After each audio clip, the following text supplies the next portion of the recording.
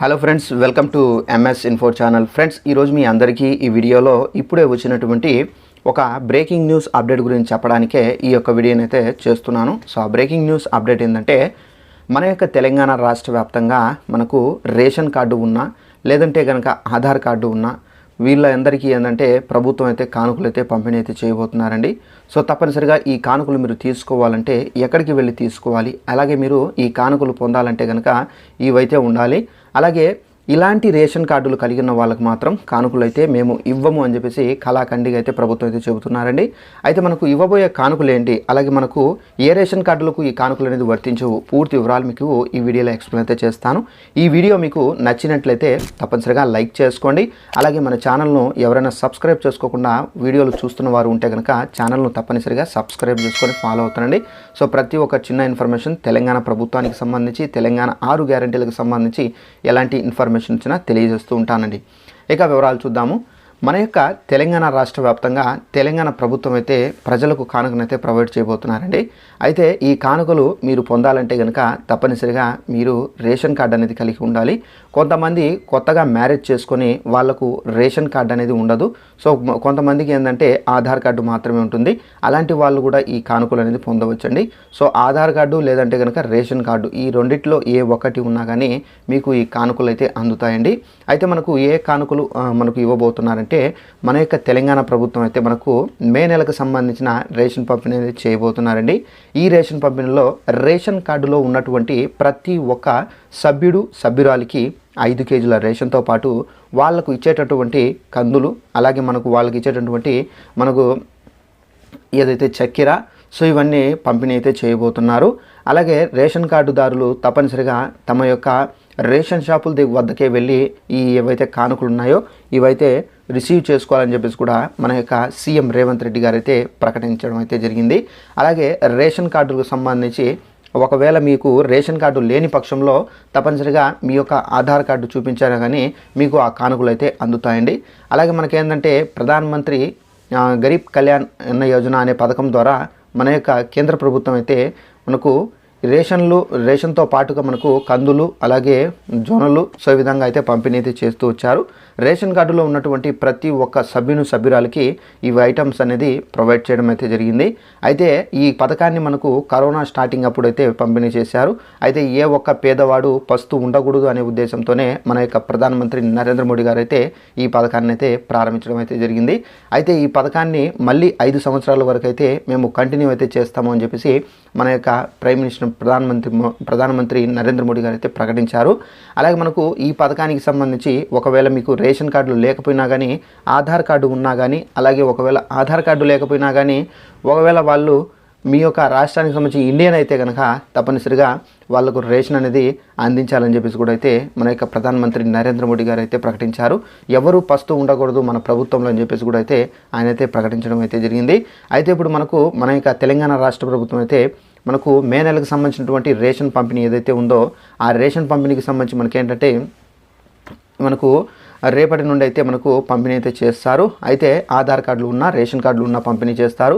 తప్పనిసరిగా ఎవరైనా వేరే ప్రాంతాల్లో, దూర ప్రాంతాల్లో ఉన్నా కానీ తప్పనిసరిగా మీరు రేషన్ అనేది తీసుకోండి. సో రేషన్ అనేది తీసుకుంటేనే మీ యొక్క కార్డు అనేది యాక్టివేట్లో అయితే ఉంటుంది. ఒకవేళ రేషన్ అనేది తీసుకోకుండా ఉంటే కనుక మీ యొక్క కార్డుకి సంబంధించినటువంటి ఏదైనా ప్రాబ్లం అనేది వచ్చే అవకాశం అయితే ఉంది.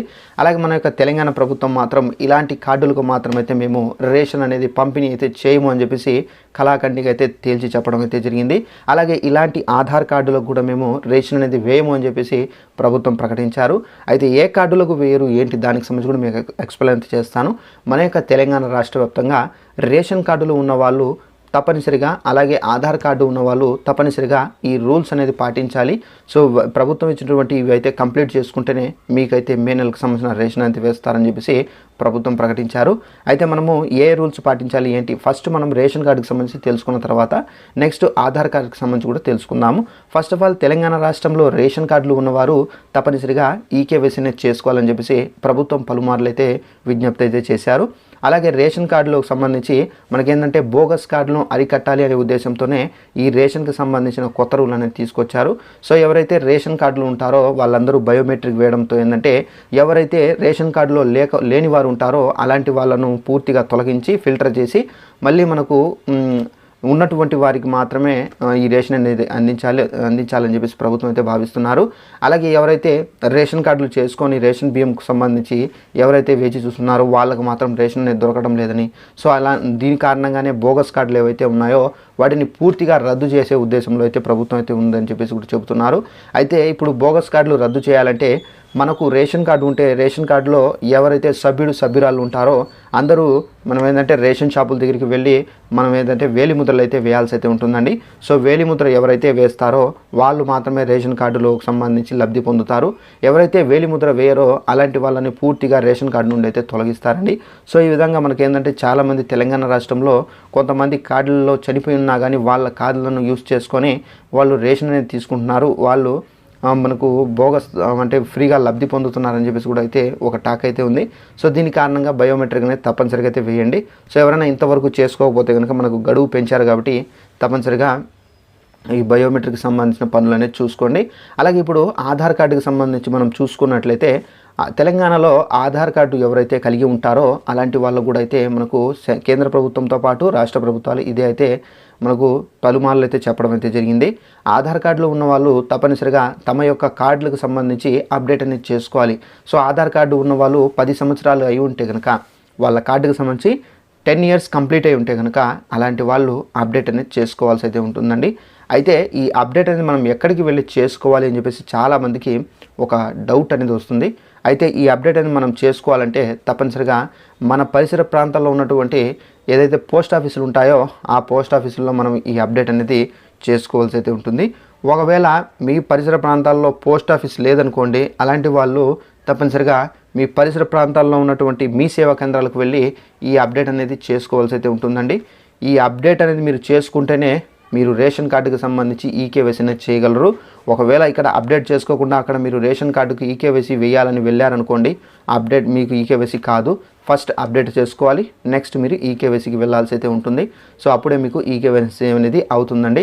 సో ఈ విధంగా మీరు ఆధార్ కార్డులకు సంబంధించి ఎవరైనా ఉంటే ఇలాంటి వాళ్ళు అప్డేట్ అనేది చేసుకోండి. సో ఈ విధంగా అప్డేట్ చేసుకుంటేనే మీకు అందేటటువంటి ఆధార్ కార్డు నుండి ఎలాంటి అప్డేట్ బెనిఫిట్స్ కానీ మన యొక్క సెంట్రల్ గవర్నమెంట్ నుండి ఆధార్ కార్డు ద్వారా ఏంటంటే ఎలాంటి బెనిఫిట్స్ అందినా, రాష్ట్ర ప్రభుత్వం నుండి ఎలాంటి బెనిఫిట్స్ అందినా కానీ మీకు డైరెక్ట్గా అందుతాయండి. తప్పనిసరిగా మీ యొక్క ఆధార్ కార్డులకు సంబంధించి మీ యొక్క రేషన్ కార్డులకు సంబంధించి ప్రతి ఒక్కటి జాగ్రత్తగా మీరు చేసుకోండి.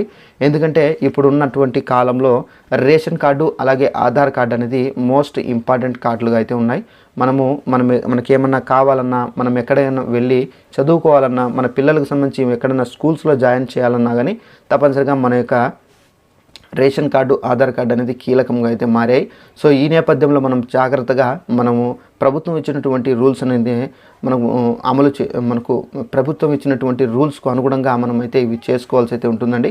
సో ఇదండి మనకు ఉన్నటువంటి ఇన్ఫర్మేషన్. ఈ వీడియో నచ్చినట్లయితే లైక్ చేసుకొని ఛానల్ సబ్స్క్రైబ్ చేసుకోండి. Thanks for watching this video. All the best.